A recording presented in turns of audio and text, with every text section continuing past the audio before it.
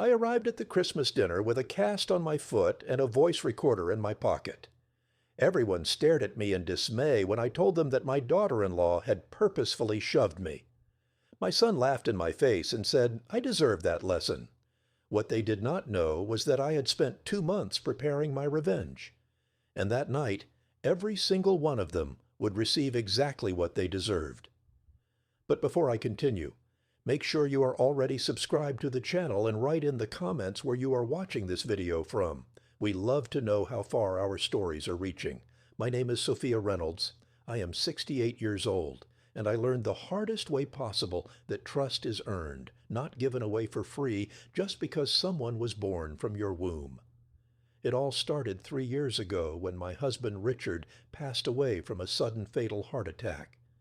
It was 35 years of marriage, 3 decades building a life together, a bakery business that grew into a small chain with 4 locations in New York City. Richard was the love of my life, my partner in everything. When he left, I felt as if half of me had been ripped away. My only son, Jeffrey, showed up at the wake with his wife, Melanie, and he hugged me too tight for too long. At the time, I thought it was comfort. Today, I know it was calculation.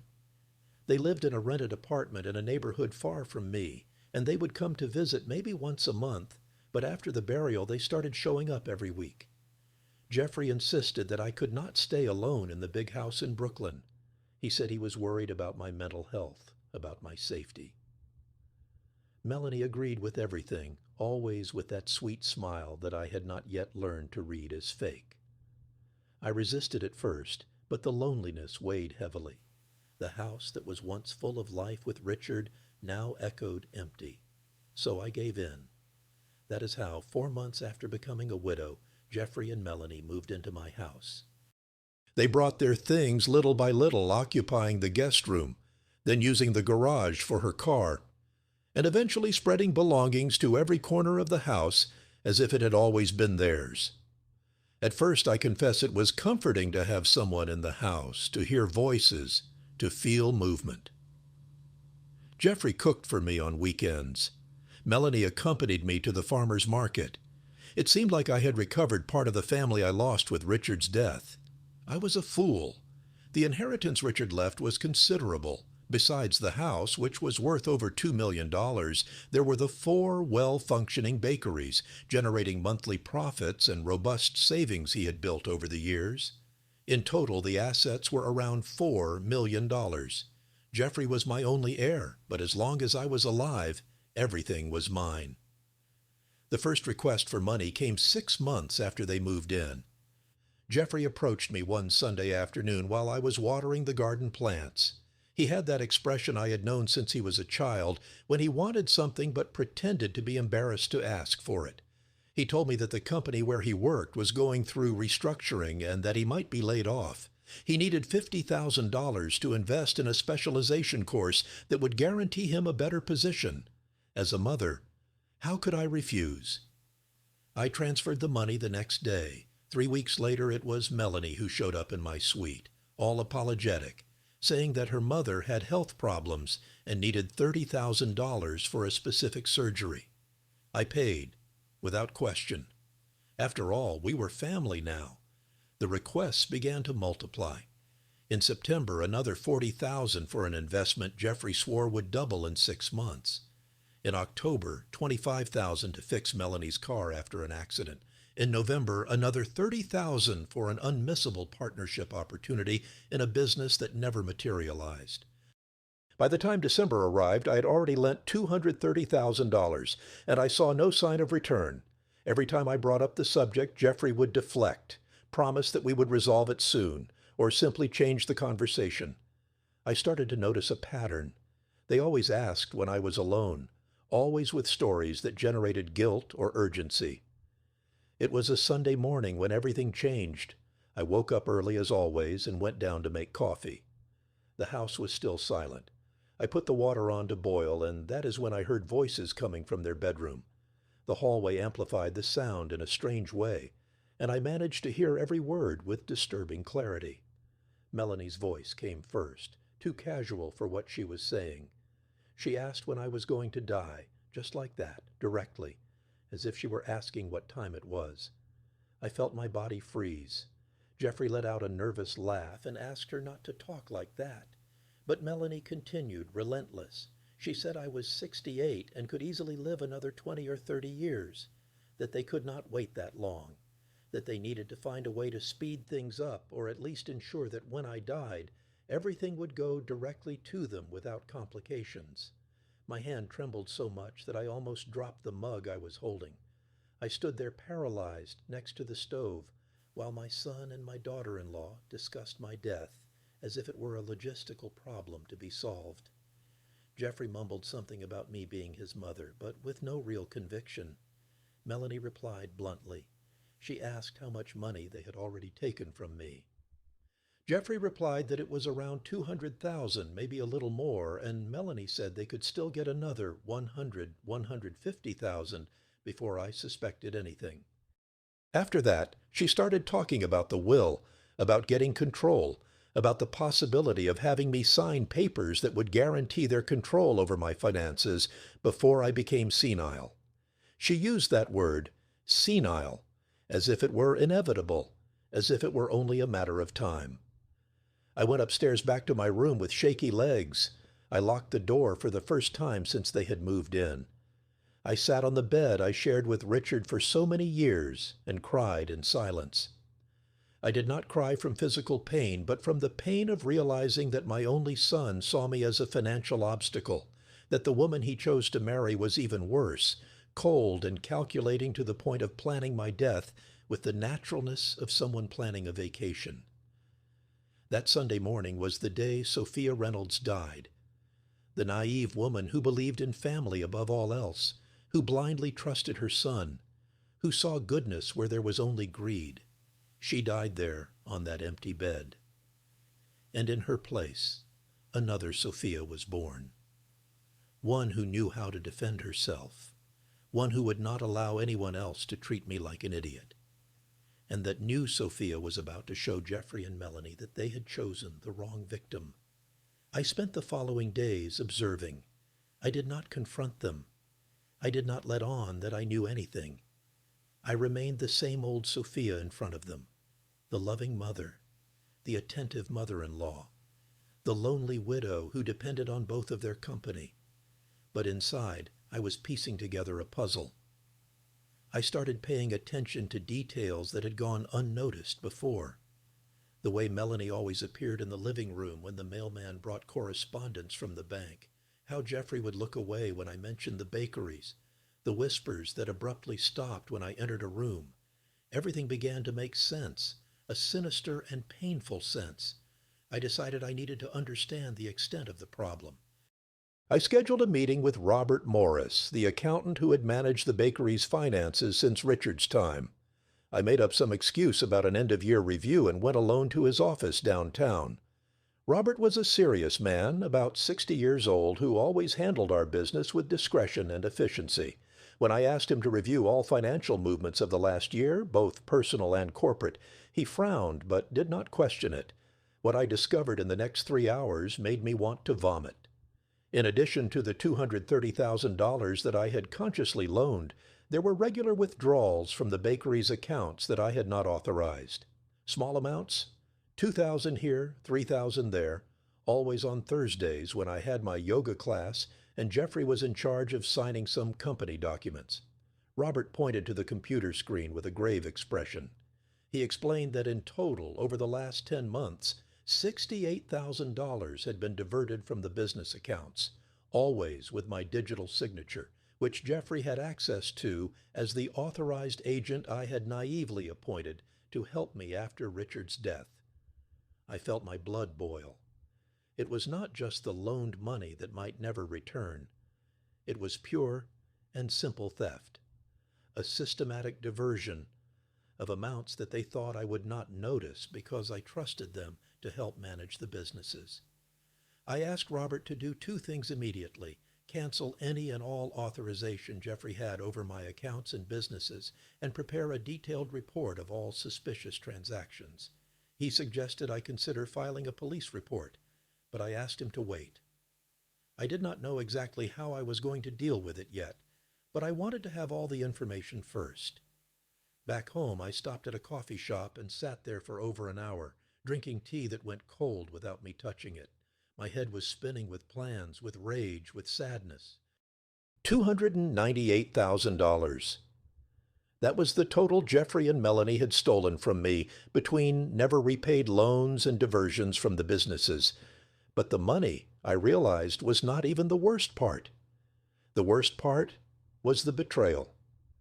The worst part was looking at the son I raised, whom I hugged, whom I taught to walk, and knowing that he saw me as a source of income, that he was waiting for me to die, that he was laughing at me behind my back while faking affection. When I arrived home that afternoon, they were in the living room watching television. Melanie greeted me with her usual fake smile and asked if I wanted something special for dinner. Jeffrey commented that I looked tired, showing concern like the devoted son he pretended to be. I told him I was fine, just a slight headache, and went up to my room. But before going upstairs, I turned around and looked at them both. I really looked, perhaps for the first time since they moved in. I saw the way Melanie snuggled on the couch as if she owned the house, how Jeffrey had his feet propped up on the coffee table that Richard had bought on a trip we took upstate, how they occupied the space that was mine, that I built, as if it were already theirs by right. That night, lying in bed, I made a decision. I was not going to simply kick them out or confront them directly. That would be too easy, too fast. They had spent months manipulating me, stealing from me, planning my end. They deserved something more elaborate. They deserved a taste of their own medicine. I started my investigation the next day. While Jeffrey was at work and Melanie was out meeting friends, I ransacked their bedroom. I know it was an invasion of privacy, but at that point I did not care about such moral subtleties. I found interesting things. A folder with copies of my old will, where I left everything to Jeffrey. Notes about the estimated value of the house and the bakeries. Screenshots of conversations in a group chat called Plan S, where Melanie discussed with friends the best ways to obtain control from elderly people. A friend of hers had recommended a lawyer specialized in that. But what shocked me the most was a notebook Melanie kept hidden in the lingerie drawer. It was a diary where she noted strategies to manipulate me. It had things written like, "Sophia gets more emotional and generous after talking about Richard. Use that." Or, "Always ask for money when I am alone with her. Jeffrey gets in the way by being weak." I read that with a mixture of horror and rage. Every page was proof of how Melanie had studied my behavior, my weaknesses, to better exploit me. She even noted the times I went out, the friends I saw, as if she were keeping surveillance. I took photos of everything with my cell phone, every page of the notebook, every document in the folder, every screenshot of the conversation. I saved everything in a hidden folder on my computer and a copy in the cloud. If they wanted to play dirty, they would find out I could too. In the following days, I kept my normal routine, but with hawk eyes. I noticed Melanie going through my mail when she thought I was not looking. I saw Jeffrey making whispered calls on the balcony. I saw the two of them exchanging meaningful glances whenever I mentioned anything about my health. One night during dinner, Melanie casually brought up that a friend of hers had taken her mother to a very good geriatrician who specialized in memory loss.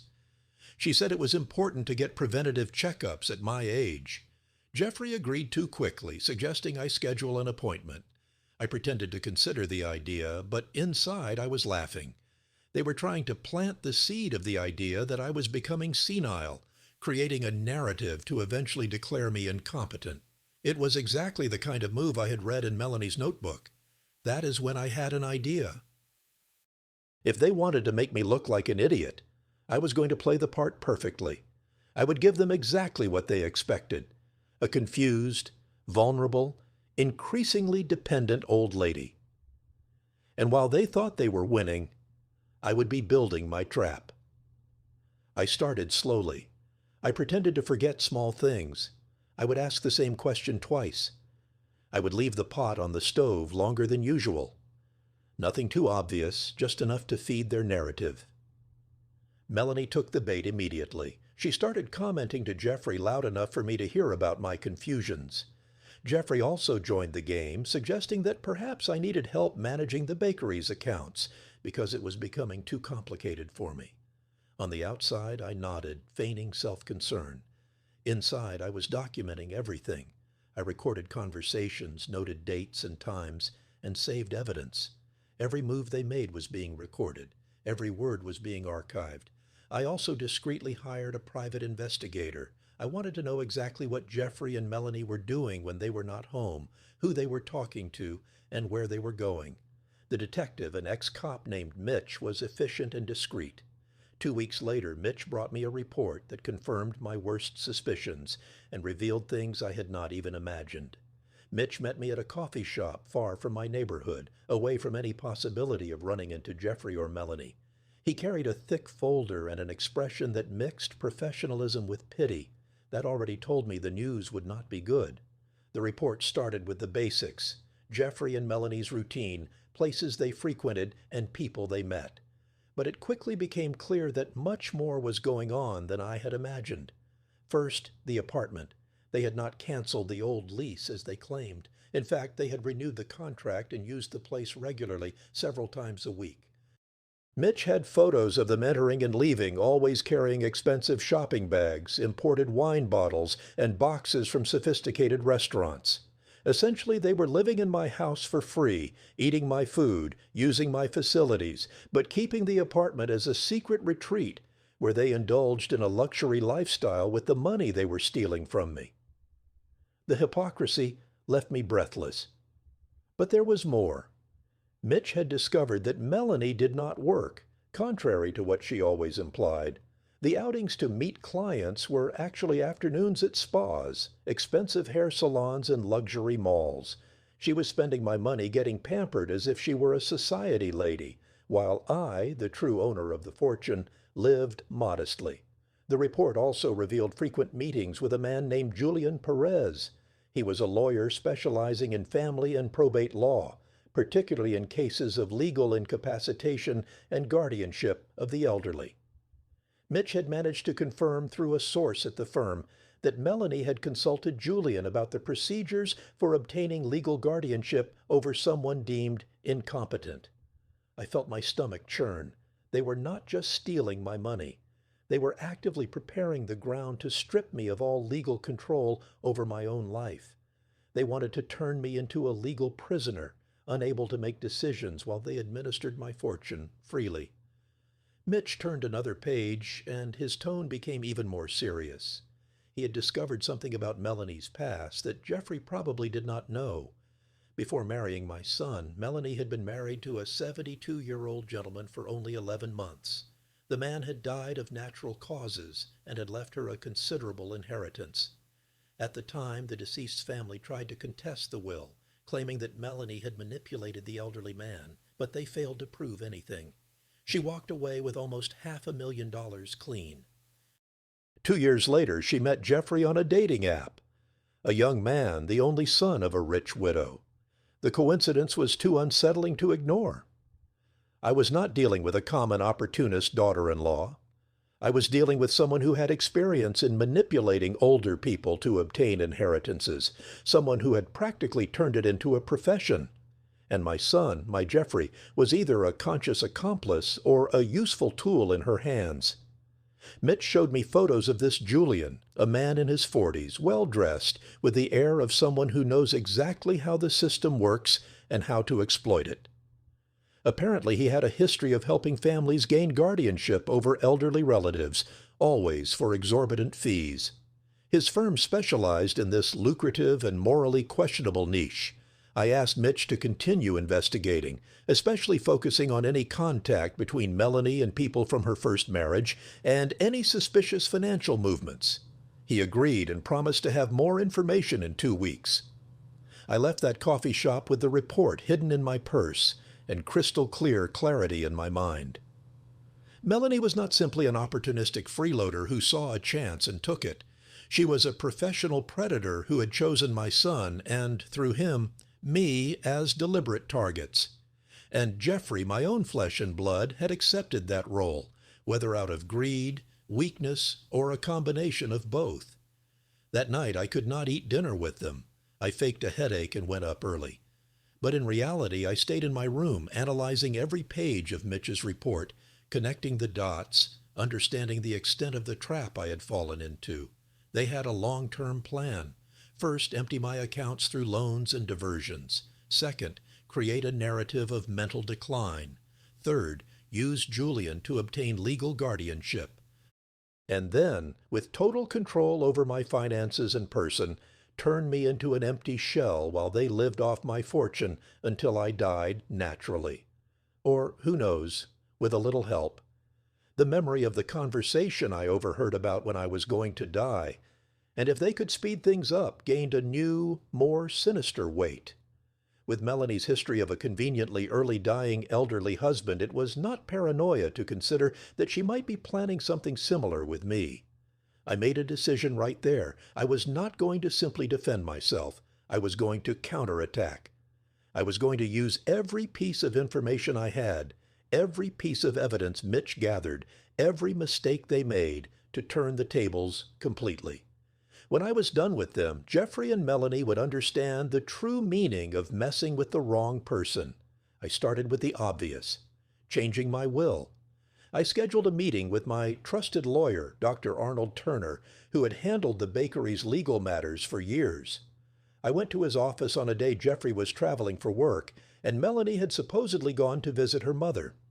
Dr. Arnold received me with his usual care, offering coffee and asking about my health. When I explained that I wanted to make significant changes to the will, he took paper and pen with an attentive expression. First, I removed Jeffrey as the universal heir.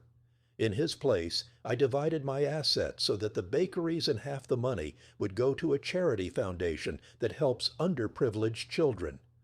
The house and the other half of the money would go to my nephew Ryan, my deceased sister's son, a serious and hard-working young man who always kept in touch with me without financial interest. Jeffrey would inherit only a symbolic amount of $100,000, enough so he could not contest the will, claiming he was forgotten, but small enough to make my dissatisfaction clear. And I left an explanatory letter sealed to be opened only after my death, detailing the reasons for my decision. Dr. Arnold asked a few questions, making sure I was lucid and certain of the decision. I superficially explained that there had been trust issues without going into detail. He was professional enough not to insist, only ensuring that everything would be done according to the law and kept in absolute secrecy. I also took the opportunity to draw up a healthcare directive and related documents, naming my best friend, Sarah, as the person responsible for making medical decisions for me if I became incapacitated. Any attempt by Melanie and Jeffrey to institutionalize me or medicate me against my will would now run into this legal barrier. I left the office feeling a weight lift off my shoulders. It was only the first step, but an important one. Now, even if the worst happened to me, they would not get what they wanted. All the planning, all the manipulation would be in vain. But I did not intend for the worst to happen. I intended to be alive and well to see their faces when they discovered they had lost everything. November arrived with that suffocating heat typical of Los Angeles. It had been almost 4 months since I discovered the truth about Jeffrey and Melanie, and I had used every day of that time to build my case against them. Mitch continued to bring me information. We discovered that Melanie was meeting regularly with Julian, the lawyer, always at the secret apartment they maintained. We even managed to get photos of them entering the building together and audio recordings that proved they were preparing documentation to request my incapacitation. In one of those recordings, I heard Julian explaining to Melanie that they needed medical evaluations to prove my mental decline. He suggested they managed to take me to a specific doctor, someone who worked with him, and was willing to diagnose cognitive problems for an extra payment. It was blatant corruption, a well-orchestrated scheme to defraud the legal system. Melanie asked how long it would take. Julian replied that with the correct documents, including witness statements about my erratic behavior, they could have the guardianship approved in 2 or 3 months. From there, they would have total control over my finances and personal decisions. The coldness with which they discussed this, as if it were any ordinary business deal, sent shivers down my spine. But it also gave me clarity. I was not facing people with an ounce of conscience or remorse. I was facing criminals, pure and simple. I decided it was time to start closing the net. But I needed to do it strategically, without showing all my cards at once. I started with small tests. One Thursday during dinner, I casually commented that I was thinking of selling one of the bakeries, the one that made the least profit, I said, to simplify my life. Jeffrey almost choked on his food. Melanie became visibly tense. They spent the entire meal trying to convince me it was a terrible idea, that I was confused, that the bakeries were my legacy, and I would regret it. Their concern had nothing to do with me, of course. They were terrified of the idea that I would sell assets before they could gain control over them. I let the subject die down naturally, saying I would think about it more. But I observed how agitated they were in the following days. Melanie made urgent calls, probably to Julian. Jeffrey started questioning me more about my finances, disguised as a concerned son. 2 weeks later, I dropped another bombshell. I said I had scheduled a consultation with a lawyer to discuss updating my will. Their reaction was even more intense. They immediately asked which lawyer, why I thought it was necessary, and if anything was worrying me. I lied, saying it was just a routine review that Dr. Arnold had suggested. They insisted on going with me to support me. I politely refused, saying I needed to do it alone, that it was important for me to maintain some independence in my decisions. That night, after I pretended to go to sleep, I sat in the dark corner of the hallway and listened to their argument in their room. They were panicking. Melanie was saying they needed to speed up the incapacitation process, that I was starting to do things that could compromise the plan. Jeffrey agreed, but seemed indecisive, worried if they would get enough evidence. Melanie then suggested something that chilled me to the bone. She said they might need to create some evidence, make me seem more confused than I really was. Jeffrey asked how. She replied that there were ways. Medications mixed in my food could cause temporary mental confusion. Small accidents could create the impression that I was losing physical and mental abilities. I listened to that and felt, for the first time, real fear. They were not just planning to rob me. They were willing to drug me, to hurt me, to deliberately destroy my health to achieve their goals. I went back to my room with shaky legs, and for the first time in months, I cried for real. I cried for the loss of the son I thought I had. I cried for my naivete in trusting them. But mainly I cried with rage, a deep, cold rage that settled in my chest and did not leave. The next day I called Mitch and told him about the conversation. He became serious and said we needed to involve the police, that this had gone past the point of simple financial fraud to planning assault. But I asked him to wait. I had a better plan. If Melanie wanted to make me look confused, I would give her exactly that, but in a controlled, documented way that would eventually turn against her. I started playing the role of the old lady losing her mind, but in an exaggerated, almost theatrical way. I pretended to forget where I had put things, but then found them in obvious places in front of them. I would ask the same question twice in a row, but always about unimportant matters. I would leave lights on, doors open, empty pots on the stove. Nothing dangerous, but everything very visible. And most importantly, I documented everything. I installed hidden cameras in strategic points of the house, small, discrete ones that recorded everything in high definition and automatically saved to the cloud. Every movement they made, every conversation, every conspiratorial glance was being recorded. Melanie took the bait with veracity. She started inviting friends over, always when I was nearby doing something confusing. They would witness my forgetfulness, my disorganization, and Melanie would narrate everything with that fake voice of concern. I knew she was building her network of witnesses. What she did not know was that my cameras captured the conversations after I left. They captured Melanie telling her friends that I was worse than I looked, that I could no longer take care of myself, that they would soon need to take legal action. They captured the laughter when they thought I could not hear, the comments about how good it would be when they had access to all the money.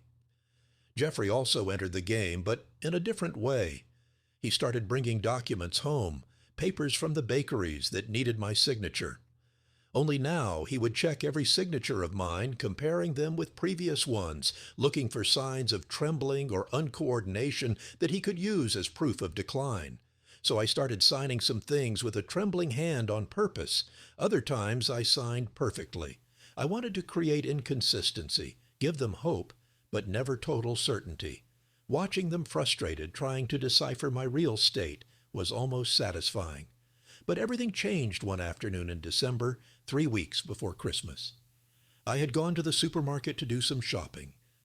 Upon returning with the bags in my hand, I climbed the 3 steps of the house entrance, as I had done for 20 years. Only this time I felt something push me from behind. It was not an accidental stumble. It was a deliberate, strong shove with 2 hands placed flat on my back. I completely lost my balance. The bags flew, and I fell sideways onto the concrete steps. The pain was immediate and agonizing. I felt something snap in my right foot at the moment of impact. I screamed more out of shock than pain and tried to turn around to see who had pushed me. It was Melanie. She was standing there at the top of the stairs with an expression that was not of fright or concern. It was cold satisfaction. Our eyes met for a second, and in that second I saw everything. She had done it on purpose. She had deliberately shoved me, calculating that the fall would injure me. Before I could say anything, I heard quick footsteps. Jeffrey appeared coming from inside the house. He looked at me lying there, looked at Melanie, and then did something that broke the last piece of my heart that still held hope for him. He laughed. It was not a nervous laugh of surprise. It was a genuine laugh of approval, almost of pride. And then he said, with a voice I had never heard come out of my son's mouth, something that would be etched into my memory forever. It was to teach you a lesson like you deserve. I lay there sprawled on the steps, my foot throbbing with pain, looking at the man I gave birth to, carried for 9 months, raised with all the love I had, and heard him tell me that I deserved to be assaulted, that I deserved to be hurt, that it was a lesson. Melanie walked down the steps calmly, picked up the fallen bags, and went inside the house as if nothing had happened. Jeffrey stayed there for a second longer, the smile still on his face, before following his wife. They left me there. They did not call for help, did not offer support, did not show an ounce of remorse. They simply abandoned me at the entrance of the house with a broken foot, as if I were disposable trash. It was the neighbors who found me. Mrs. Martha, who lives 3 houses down, was returning from the pharmacy and saw me. She shouted for help, called her husband, and together they helped me into their car to take me to the hospital. On the way, with the pain pulsating in my leg and silent tears streaming down my face, I made a choice. That had been their last mistake, the mistake that would transform all my pain, all my rage, all my planning into concrete action. They had crossed the line from psychological manipulation to physical violence, and that changed everything. In the emergency room, while waiting for attention, I called Mitch. I explained what had happened. He was silent for a moment, then asked if I was absolutely sure it had been on purpose. I replied that I was sure that Melanie had pushed me on purpose and Jeffrey had approved it, saying it was a lesson I deserved. Mitch then said something that surprised me. He asked if there were cameras at the entrance of the house, and that is when I remembered the external camera I had installed weeks ago, hidden in the balcony lamp, pointing exactly at the stairs. If it was working, it had recorded everything: the shove, the fall, their reaction, Jeffrey's words, everything. I asked Mitch to go to my house with some excuse and discreetly check if the camera had captured the incident. He said he would go immediately. 2 hours later, sitting in a wheelchair with my right foot in a cast up to the knee, I received a message from Mitch. Just 2 words and an emoji. We got it. The camera had worked perfectly. It had recorded Melanie looking around before shoving me, checking for witnesses. It had recorded the shove itself, deliberate and forceful. It had recorded my fall and my scream. And most importantly, it had recorded Jeffrey laughing and saying those monstrous words. It was irrefutable proof of intentional physical assault, and I intended to use every second of that recording to completely destroy their plans. The doctor said my foot was fractured in 2 places. I would need surgery to insert pins, followed by months of physical therapy. I stayed hospitalized that night for the surgery the next morning. Jeffrey and Melanie appeared at the hospital 2 hours later. Melanie brought flowers and an expression of concern that would have won an Oscar if she were an actress. Jeffrey held my hand and talked about how worried he was, how they had despaired when the neighbors told them about my fall. My fall. As if I had stumbled alone. I let them perform. I let Melanie stroke my hair and say she would take care of me during recovery. I let Jeffrey promise that he would not leave my side. And inside, I planned every detail of what would come next, because in 2 days, it would be Christmas. And that would be a Christmas dinner none of us would ever forget. The surgery on my foot was successful, but painful. They placed 2 titanium pins and told me I would need to wear the cast for at least 6 weeks, followed by intense physical therapy. I was discharged on the afternoon of December 23rd, Christmas Eve, as people like to call it. Melanie insisted on picking me up from the hospital, bringing a rented wheelchair, and acting like the devoted daughter-in-law she never was. On the way home, she talked nonstop about how she had prepared my room, how she had bought special pillows to elevate my leg, how she would take care of every detail of my recovery. I barely nodded, letting the pain medication give me an excuse to stay silent. But I observed everything. The way she drove too fast around corners, causing my foot to hit the dashboard and hurt more. The glances she cast in the rear-view mirror, not of concern, but of calculation. She was gauging my fragility, my dependence, seeing how far she could push me now that I was literally injured. When we arrived home, Jeffrey was waiting at the door. He helped me out of the car and into the wheelchair with careful gestures, but his eyes were empty. There was no love there, no genuine filial concern, just the performance of a role he had chosen to play. They settled me in the room, and Melanie brought soup. I did not eat. I said the hospital medication had taken away my appetite. The truth is, I did not trust anything that came from their hands. Not after the conversation I overheard about putting medication in my food. The soup could have been perfectly normal, but I was not going to take any chances. That night, alone in the room with the door locked, I called Mitch. He told me he had compiled all the camera recordings from the last 2 months. We had hours of material showing suspicious conversations, meetings with Julian, discussions about their plans, and most importantly, the crystal clear recording of the assault on the stairs. I told him about my plan for Christmas dinner. He was silent for a moment, then asked if I was sure. This was going to blow up my family in a way that had no turning back. I replied that my family had blown up the moment my son laughed at my pain and said I deserved to be hurt. What I was going to do on Christmas was just to make it official. Mitch agreed to help. He said he would coordinate with the police, that we would need officers present at the right moment. He also contacted Dr. Arnold, my lawyer, and Robert, the accountant. Everyone needed to be aware of what was coming.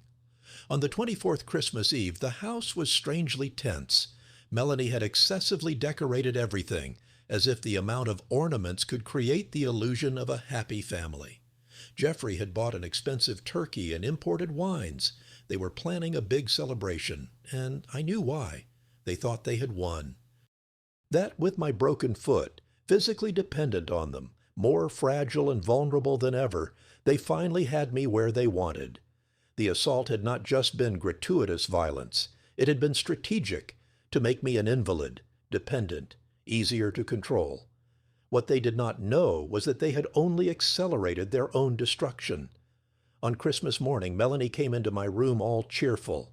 She said they had prepared a special lunch, that they had even invited some people. I asked her who.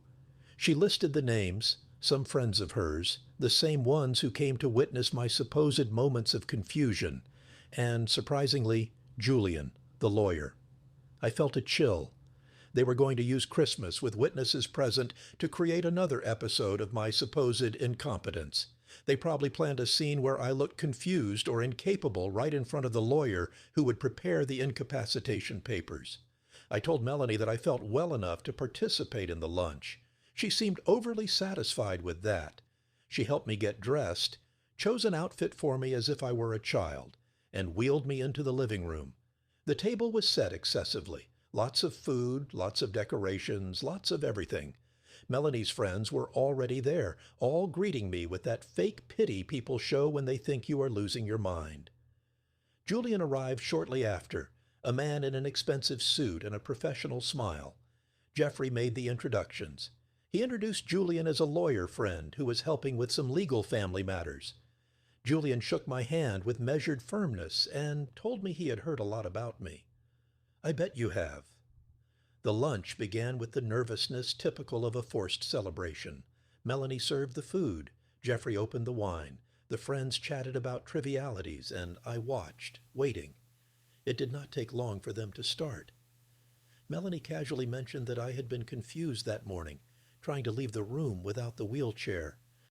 One of the friends commented on how difficult it must be for me to accept my limitations. Another agreed, saying that her grandmother had gone through the same phase of denial when she started losing capabilities. Julian listened to everything with professional attention, asking subtle questions about my routine, my memory, my ability to make decisions. It was an interrogation disguised as a casual conversation, and everyone at the table knew it, except apparently me.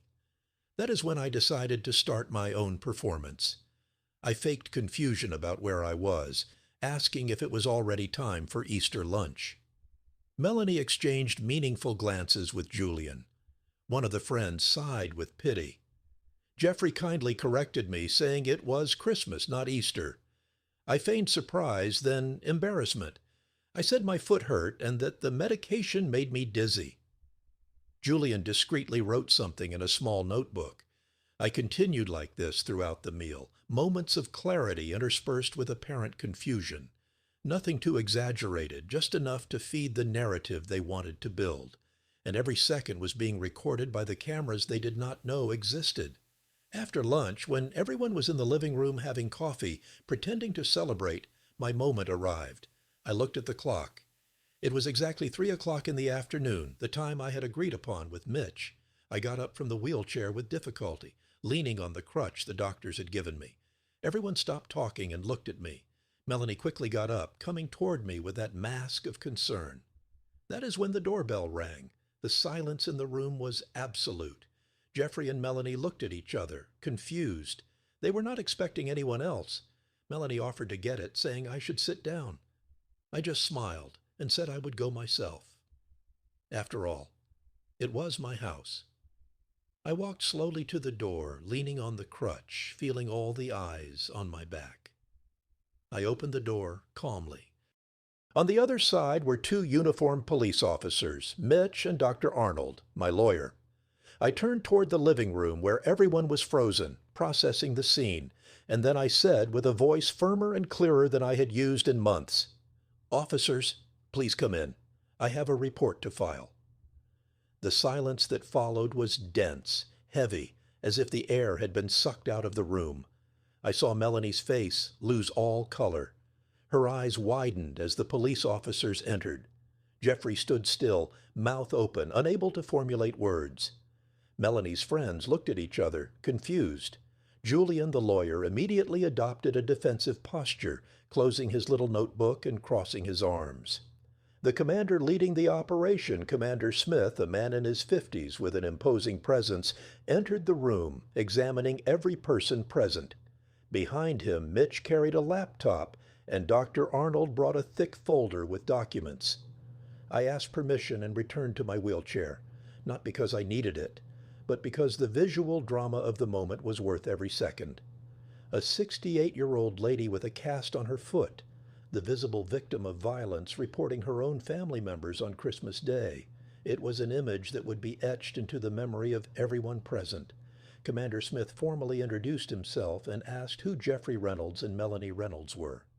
My son and daughter-in-law identified themselves with trembling voices. One of Melanie's friends nervously stood up, saying it might be better for them to leave, but the commander kindly asked everyone to remain seated. That is when I began to speak. My voice was firm, without hesitation, completely different from the confused woman I had been playing during lunch.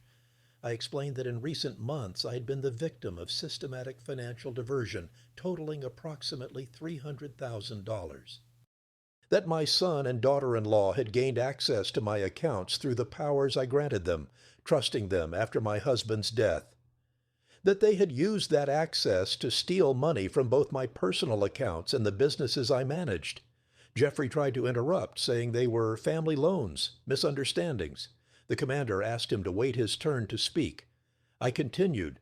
I said that I had discovered through private investigation that they maintained a secret apartment paid for with my money where they lived a luxury lifestyle while living in my house for free. That Melanie had a history of marrying an elderly man who conveniently died, leaving her as an heir. That they had hired a lawyer specializing in incapacitation to have me declared mentally incompetent.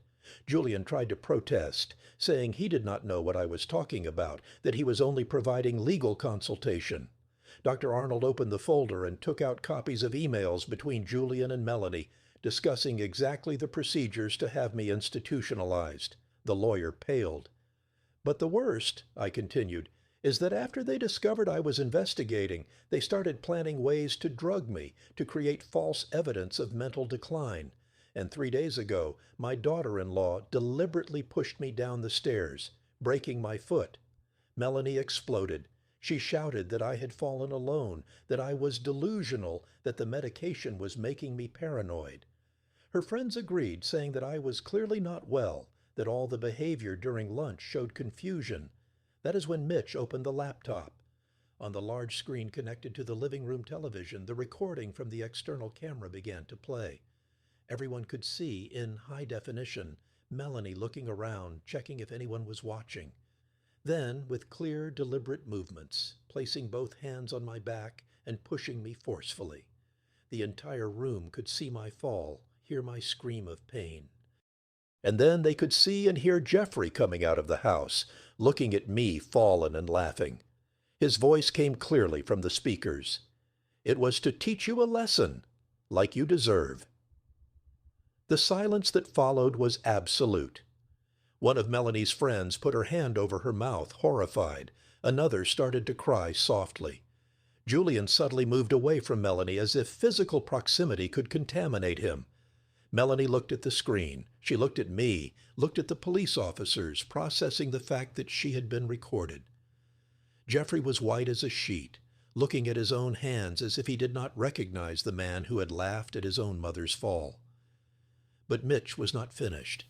He started playing other recordings. Conversations between Jeffrey and Melanie about speeding up my death, discussions about putting medication in my food, the audio of the consultation with Julian about the incapacitation procedures, the visits to the secret apartment. Every video, every audio was another hammer blow to the defense they would try to build. There was no way to deny it. There was no way to justify it. It was all there, recorded, dated, authenticated. When the videos ended, Commander Smith addressed Jeffrey and Melanie. He said they were being arrested in the act for intentional bodily harm in Melanie's case and for complicity and threat in Jeffrey's case. That other crimes would be investigated, including diversion of funds, fraud, and conspiracy. Melanie tried to run. She literally tried to run out the kitchen door, but one of the officers intercepted her easily. She started screaming, saying that I had planned everything, that I had falsified the evidence, that I was trying to steal the inheritance that was theirs by right. The irony of her words was not lost on anyone in the room. Jeffrey, on the other hand, collapsed. He sat on the floor, his back against the wall, and started to cry. They were not tears of remorse, I realized. They were tears of self-pity from a man who had thrown everything away for greed and lost. The officers handcuffed them. Melanie kept screaming, struggling against the handcuffs, uttering threats and insults. Jeffrey just cried in silence, his face hidden in his hands. Before taking them away, Commander Smith asked me if I wanted to say anything.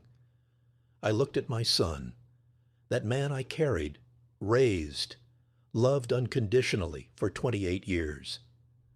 That man who laughed when he saw me fallen, injured, bleeding. And I said only one thing: "You are no longer my son. Not from the moment you decided I was worth more dead than alive." Jeffrey looked at me, his eyes red from crying, and tried to speak. He tried to say he was sorry, that he had been influenced, that he never wanted it to come to this. But I raised my hand, silencing him. There was nothing he could say that would change what he had done. There was no excuse, no justification, no possible forgiveness for someone who plans the death of his own mother. The officers took them away. Melanie continued screaming in the hallway, her voice echoing through the house until the patrol car door closed. Jeffrey left in silence, his head bowed, defeated. Melanie's friends hurriedly left, murmuring apologies, probably already figuring out how they would explain to other people that they had witnessed an arrest at Christmas lunch. Julian tried to leave discreetly, but Dr. Arnold intercepted him, saying that the Bar Association would be notified of his involvement in the fraud scheme. When everyone finally left and the house was silent, I found myself alone in the living room, surrounded by the remnants of the Christmas lunch that never became a celebration. The cold turkey on the table, the half-finished wines, the dessert plates that no one touched. Mitch stayed with me. He sat beside me and asked if I was okay. I answered honestly. I did not know. Part of me felt immense relief. The threat had been neutralized. My safety was guaranteed. Justice would be done. But another part of me, the part that was still a mother despite everything, ached in a way no broken bone could compare to. Because even knowing that Jeffrey did not love me, even having proof of his betrayal, it was still hard to accept that I had lost my son. Not to death, but to something much worse, the greed that transformed him into a cruel stranger. Dr. Arnold returned an hour later with papers for me to sign, documents formalizing the criminal complaint, authorizations to proceed with the full investigation, and confirmation that the new will was safely stored and protected. I signed everything with a steady hand, without hesitation. That night, for the first time in months, I slept deeply, not because I was happy, but because I was safe. The monster that lived in my own house had been removed. The threat to my life was over. Tomorrow, the legal process, the hearings, the testimonies would begin. It would be long. It would be painful. It would be public. But I was ready, because Sophia Reynolds was no longer the naive, trusting widow she had been. She was a survivor. And survivors do not give up. The days that followed Christmas were a whirlwind of legal activity and media attention that I did not expect. The story of a mother being assaulted and robbed by her own son and daughter-in-law caught the attention of local newspapers, then larger news outlets. Reporters camped outside my house, asking for interviews, wanting details. Mitch advised me not to speak to the press until the legal process was further along. Dr. Arnold agreed, saying that any public statement could be used by Jeffrey and Melanie's defense. So I remained silent, which only increased public curiosity. What we discovered in the following weeks, as the police deepened the investigation, went far beyond what I imagined. Melanie did not just have one previous husband who conveniently died. She had two. The first, whose last name she used differently at the time for reasons unknown, had been a 65-year-old businessman who died of a heart attack just 6 months after the wedding. She inherited an apartment and about $200,000. The second husband, the one I already knew about, the 72-year-old gentleman, had left even more. In total, Melanie had inherited over $1 million from two elderly husbands who died in circumstances that, although officially natural, were statistically very convenient. The police reopened both cases for investigation. They exhumed bodies, reviewed medical reports, interviewed relatives, and began to find patterns. In both cases, the men had been healthy until they met Melanie. After the marriage, they rapidly developed heart problems, uncontrolled high blood pressure, and episodes of confusion that resulted in falls and accidents. A toxicologist was called to review the old forensic reports. He pointed out that the symptoms were consistent with gradual poisoning by certain medications that, in small regular doses, would cause exactly the problems Melanie's husbands developed. They were substances difficult to detect in routine autopsies, especially when doctors already expected to find heart problems due to age. When they told me this, a chill ran down my spine because I realized how close I had been to being the third victim. If I had not discovered the plan in time, if I had not stopped eating the food Melanie prepared, perhaps my obituary would now be in the newspapers as a natural death from health complications. Jeffrey was also being investigated more thoroughly. They discovered that he had gambling debts that he hid from me, almost $100,000 owed to loan sharks, contracted even before meeting Melanie. When Melanie entered his life with inheritance money, she must have seemed like the perfect solution. And when her money ran out, I became the next target. The district attorney built a strong case, charges of aggravated assault for Melanie, fraud for both, conspiracy, and for Julian the lawyer, participation in a fraud scheme. The sentences, if convicted, could reach 15 years for Melanie and 10 for Jeffrey. The preliminary hearing was scheduled for February. Dr. Arnold prepared me extensively. He said I would be called to testify, that the defense would try to discredit me, painting me as a vengeful and controlling mother who fabricated accusations because she could not accept that her son had grown up and started his own family. When the day arrived, I was nervous, but prepared. The courthouse was packed. Part of Melanie's family, who believed in her innocence, occupied half the seats. The other half was filled with onlookers and journalists. I entered, leaning on crutches, my foot still in a cast, serving as a visual reminder of the violence I suffered. Jeffrey and Melanie were already there, seated with their lawyers. Jeffrey looked at me when I entered, and for the first time, I saw something close to real shame in his eyes. Melanie, on the other hand, stared at me with pure hatred. There were no more masks, no more the sweet, attentive daughter-in-law. It was just naked, raw rage. The judge, Dr. Henry Collins, a man in his 60s with a reputation for severity, opened the session. He asked the prosecution to present the case. Dr. Patricia Mendez, the appointed prosecutor, was a competent woman in her 40s who had experience in crimes against the elderly. She presented the case meticulously. She showed the financial evidence, the diversions, the never-repaid loans, the secret apartment. She presented the audio recordings of the conversations about accelerating my death, about drugging me, about obtaining fraudulent guardianship, and finally she played the video of the assault on the stairs. The entire room watched in silence as the recording showed Melanie shoving me and Jeffrey laughing, saying it was a lesson I deserved. I saw some people in the audience shaking their heads in disapproval. An older woman, whom I later discovered was Melanie's aunt, started crying softly. When it was my turn to testify, I walked to the stand with difficulty. The judge offered for me to remain seated throughout the testimony, given my physical condition. I accepted gratefully. Dr. Patricia asked me direct questions. When did I discover the diversions? How did I feel hearing my son and daughter-in-law planning my death? What happened on the stairs on December 22nd? I answered everything calmly, without dramatization, just recounting the facts. I explained that I had trusted them completely, that I had given my son authority after my husband's death because I believed he would help me, that I never imagined that trust would be used to systematically rob me. I told about the morning I overheard the conversation, about the coldness with which they discussed how much longer I would live, about the fear I felt when I realized I was not safe in my own home, and finally about the shove, about the physical and emotional pain of being deliberately assaulted by my daughter-in-law while my son approved. When I finished, tears were streaming down my face. They were not planned. They were not a performance.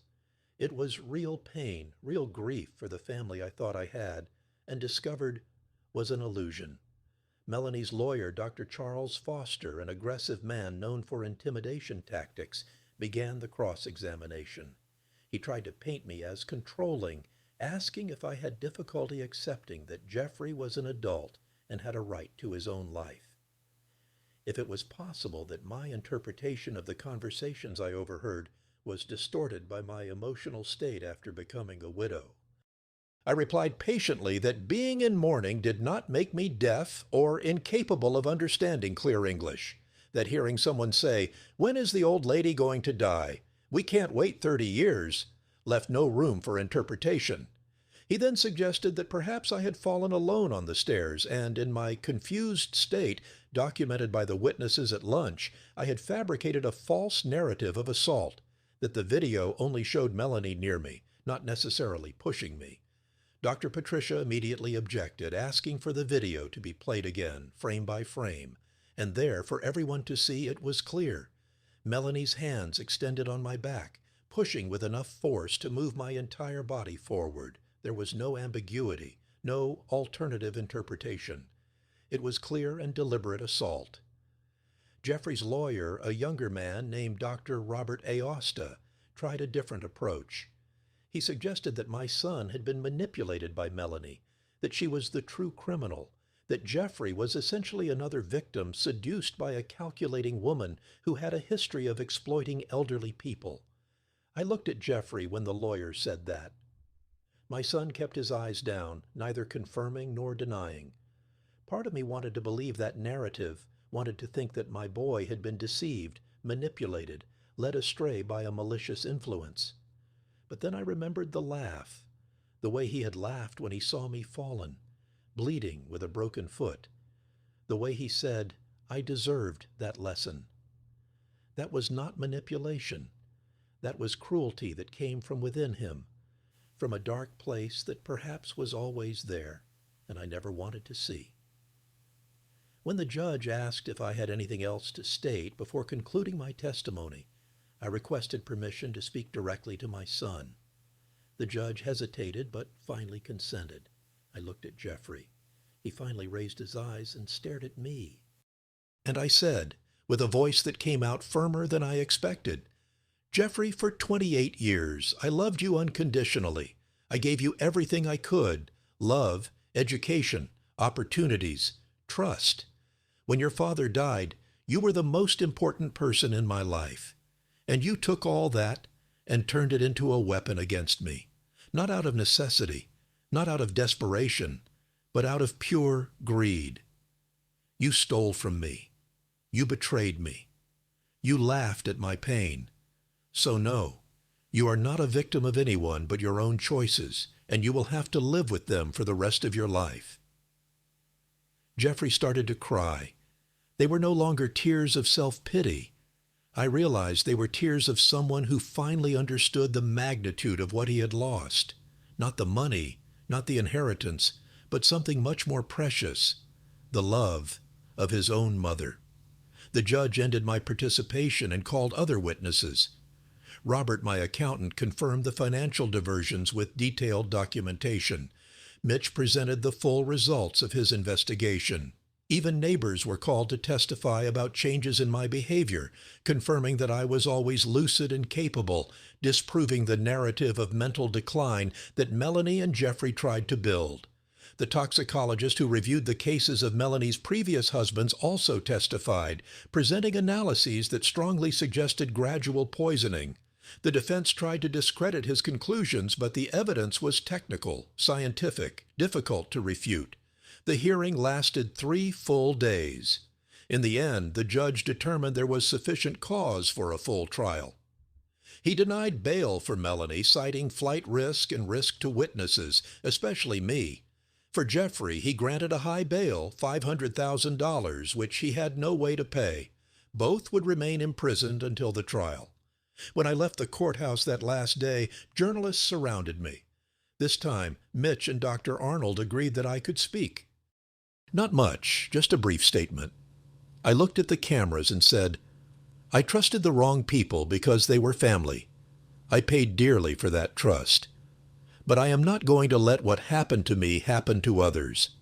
If anyone is going through something similar, hearing strange conversations, noticing money disappearing, feeling manipulated by their own family, do not ignore the signs. Seek help. Because family is not who shares your blood. Family is who respects your life. The statement was played on several news channels. I received hundreds of messages from people telling similar stories, thanking me for having the courage to speak.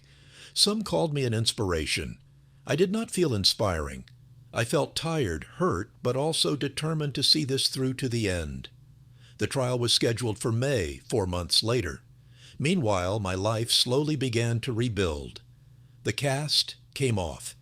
I started physical therapy, regained mobility, returned to personally managing the bakeries, reconnected with friends I had neglected, and started living again. The house, which had been invaded by Jeffrey and Melanie's toxic presence, became mine again. I redecorated the room they used, transforming it into an office. I removed everything that reminded me of them, every photo, every object. It was painful, but necessary. My younger sister Clara, who lived in Denver, came to spend a week with me. She hugged me tight when she arrived and said she was sorry she had not noticed what was happening. I explained that I myself had not realized it for a long time, that manipulators are skilled at hiding their true intentions. We spent that week talking, remembering our childhood, our family, the parents who had already passed. Clara reminded me of the strong woman I always was before mourning and loneliness made me vulnerable. She said that Sophia was coming back, and she was right. When May finally arrived, I was ready to face Jeffrey and Melanie in court, ready to tell my complete story. Ready to see justice served. The trial would be long, maybe weeks. But I would not run away. I would not give up. Because this was not just about me. It was about all the elderly people who are exploited, abused, and manipulated by those who should protect them. It was about proving that being elderly does not mean being weak, and that Sophia Reynolds was not a victim. She was a survivor. The trial began on a rainy Monday in May. The courthouse was even more packed than at the preliminary hearing. The case had gained national notoriety, becoming an example of how families can become dangerous when money is involved. Melanie entered the room with a completely different look. Hair tied back, no makeup, simple clothes. It was clearly a defense strategy to make her look less threatening, more vulnerable. But her eyes, when they met mine, still burned with that icy hatred. Jeffrey was thinner, paler, with deep dark circles under his eyes. The months in prison had taken their toll. He did not look at me when he entered, keeping his eyes fixed on the floor. I do not know if it was shame or cowardice, perhaps both. Dr. Patricia, the prosecutor, opened with a devastating summary of the case. She presented the complete timeline from my husband's death through the financial diversions, the recorded conversations culminating in the physical assault. She painted a picture of systematic predators who had chosen a vulnerable widow as their target. When it was the defense's turn, Melanie's lawyer attempted a risky strategy.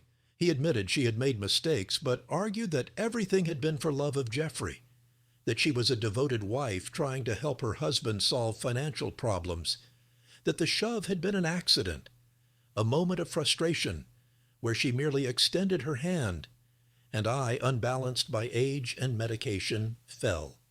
The narrative would have been convincing if it were not for the video. Patricia played it again, this time with analysis from a body language expert who pointed out every detail. Melanie checking for witnesses, positioning herself strategically behind me, the deliberate movement of her arms, the force applied. There was no ambiguity. It was premeditated assault. Jeffrey's lawyer, on the other hand, maintained the line that he was a victim of manipulation. He presented witnesses who spoke about what Jeffrey was like before meeting Melanie. A hard-working young man, a good son with no criminal history.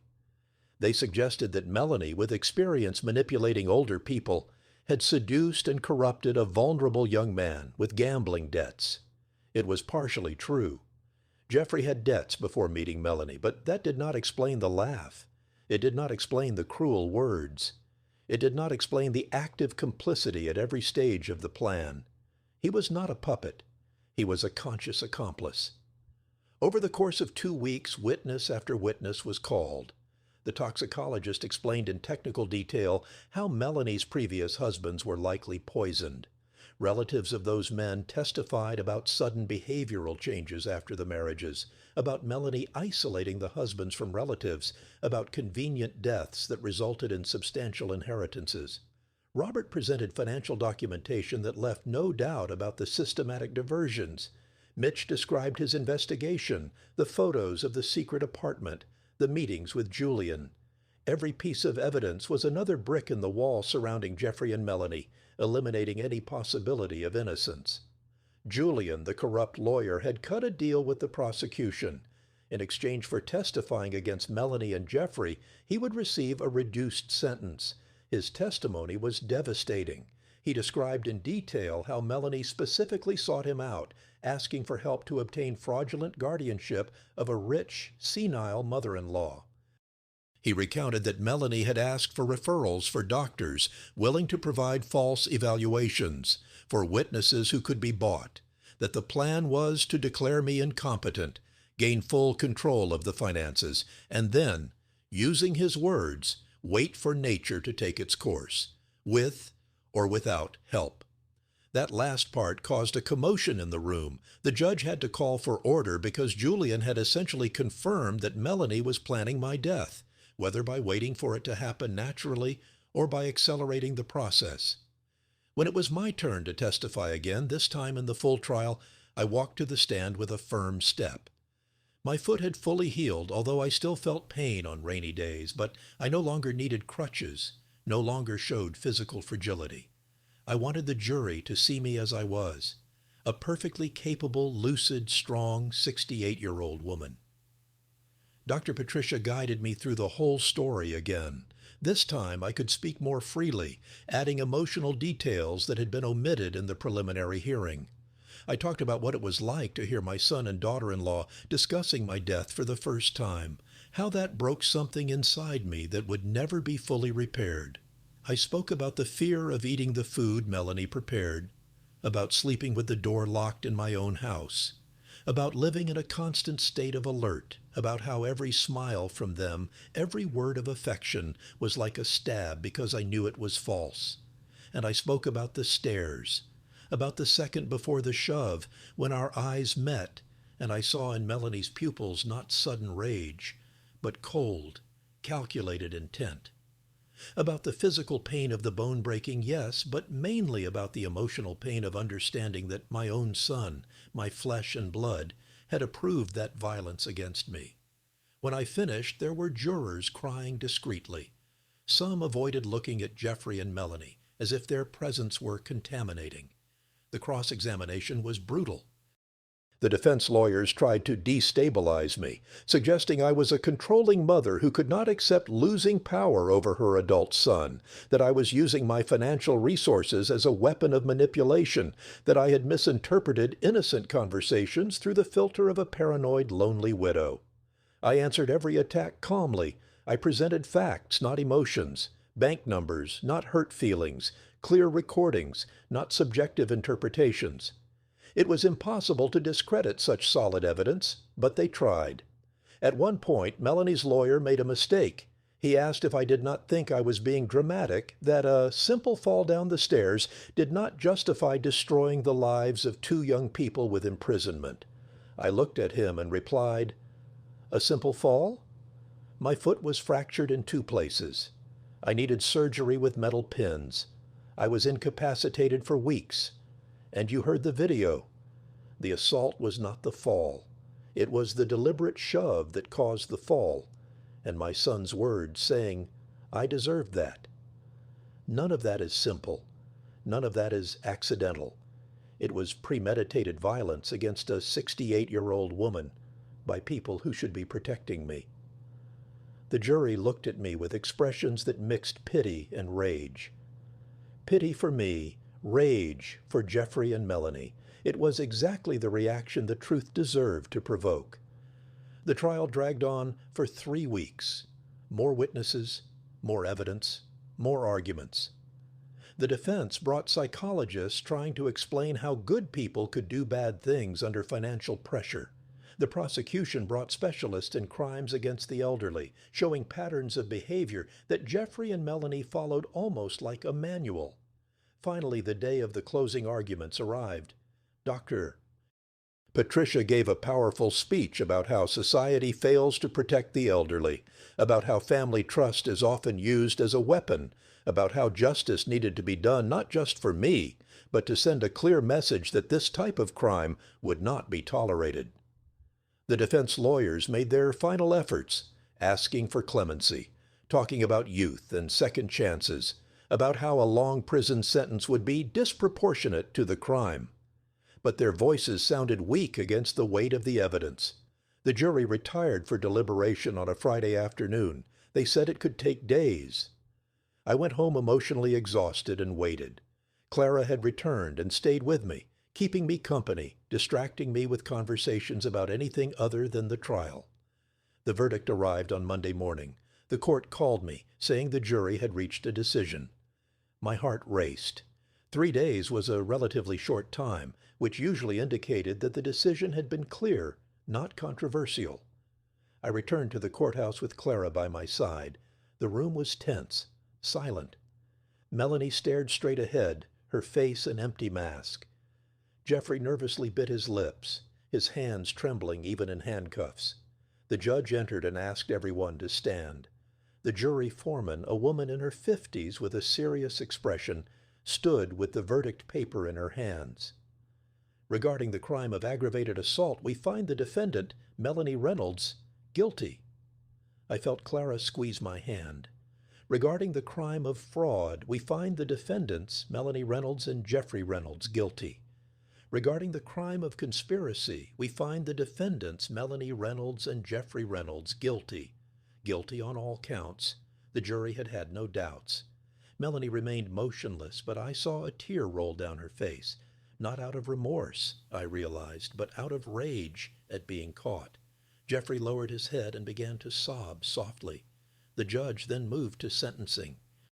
For Melanie, 12 years in state prison with no possibility of parole before serving half the sentence. For Jeffrey, 8 years, with the possibility of parole after 1/3 served, given that he partially cooperated with the investigation and had no prior criminal record. 12 years. 8 years. They were heavy sentences, but fair. Melanie would be almost 40 when she got out. Jeffrey would be 36. Their lives, at least as they knew them, were over.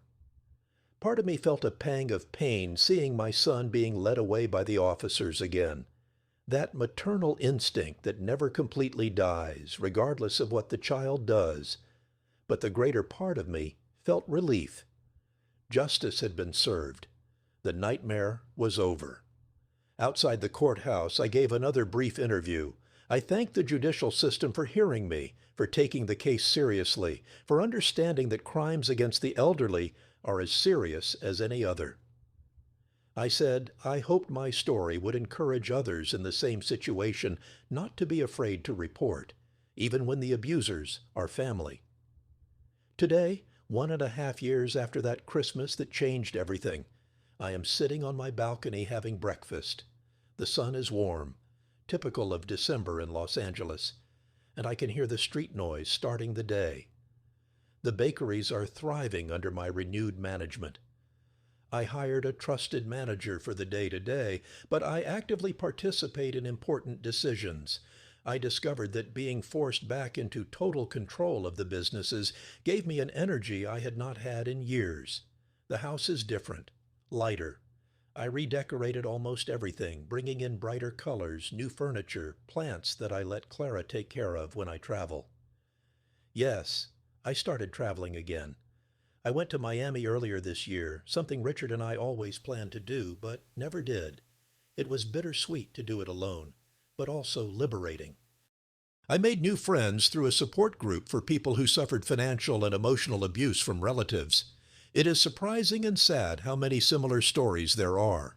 Children who see their parents as living banks, daughters-in-law and sons-in-law who plan inheritances before death, grandchildren who manipulate vulnerable grandparents. I became a kind of mentor in the group, helping others recognize the signs to protect themselves legally and financially. The will I made remains valid. Ryan, my nephew, will be the main beneficiary when I pass, along with the Foundation for Underprivileged Children. Jeffrey will still receive the symbolic $100,000, not out of generosity, but so it is legally clear that he was not forgotten, just consciously excluded from the majority of the inheritance. I have not visited Jeffrey in prison.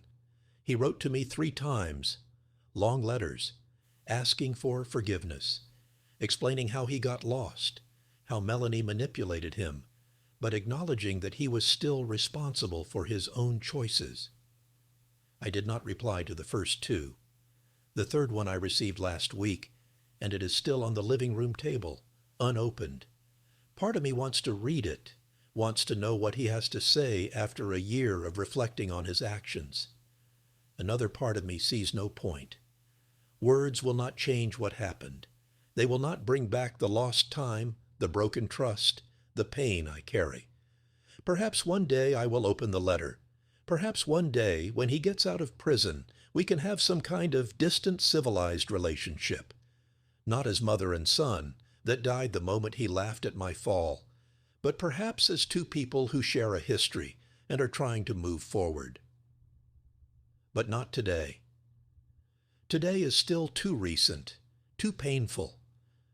Today I prefer to focus on what I built, on the friendships I cultivated, on the life I recovered. Melanie, according to Dr. Arnold, who maintains contact with the prosecution, is having a difficult time in prison. Apparently, her ability to manipulate people does not work so well when everyone around her are criminals who recognize other criminals.